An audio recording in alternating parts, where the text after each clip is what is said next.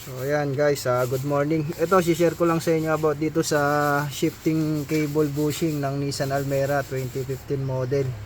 So kapag ganito ang unit nyo, nasa 2015 pababa, ayan, hanggat maaari kung kayo ay magpapa-PMS, ipacheck nyo na yung inyong bushing.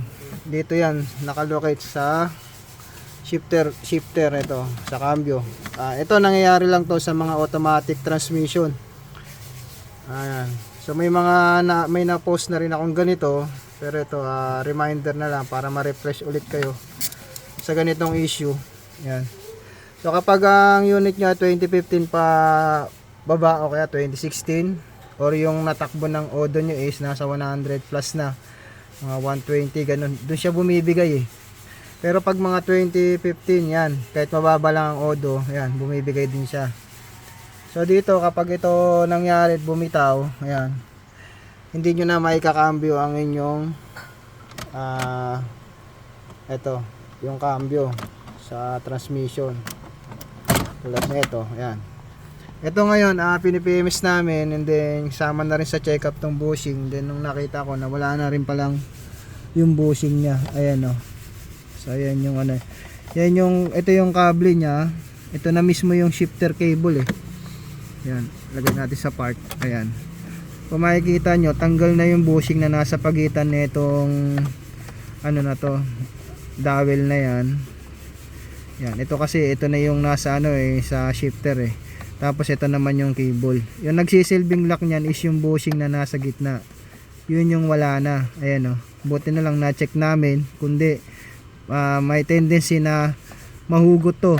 So kapag nahugot to at yung cambio nyo nasa park, kahit saan nyo ilipat dyan, sa reverse, neutral, D2, 1, hindi nyo na malilipat nyo dito sa may cambio, pero dun sa transmission hindi nyo malilipat. So nakapirmi lang siya kung saan siya natanggal. Kunyari natanggal siya sa drive, bumitaw to.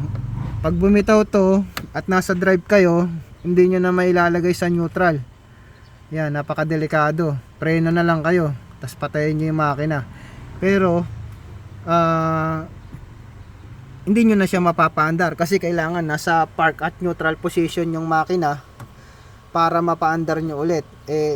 Kung nasa drive siya na putol o natanggal, hindi mo na mailalagay sa neutral yung inyong transmission kasi yung cable niya bumitaw na. So napakadelikado kapag ito bumitaw. So kapag tumatakbo naman kayo at bumitaw to, yun, wala namang kaso yun. Yun nga lang, kapag pinatay nyo na, hindi nyo na mapapaandar yung makina. Yan. Tapos kapag napunta naman sa reverse, tapos biglang bumitaw naman, hindi nyo na maililipat sa drive. Yun ang delikado. Kasi hindi kayo makakapag-drive. Stack up kayo nun. Ayan. So mas maganda mapacheck nyo kapag ang unit nyo mga ganun yung model 2015 pababa o kaya nasa 120 plus na yung odo. Yan, pacheck nyo tong shifter bushing. Ito napapalitan naman yung shifter bushing nito, pero pag once na nangyari sa inyo na nahugot to, ang gagawin nyo lang guys, kukuha kayo ng cable tie. Ito, cable tie. I-cable tie nyo lang yun dito para lang wag lang siyang lalagyan nyo lang cable tie dito sa gilid nya para wag lang siyang bumitaw. Yan, para wag lang siyang lumabas, kasi pag lumabas yan, doon na mangyayari na hindi na kayo makakapag-cambio.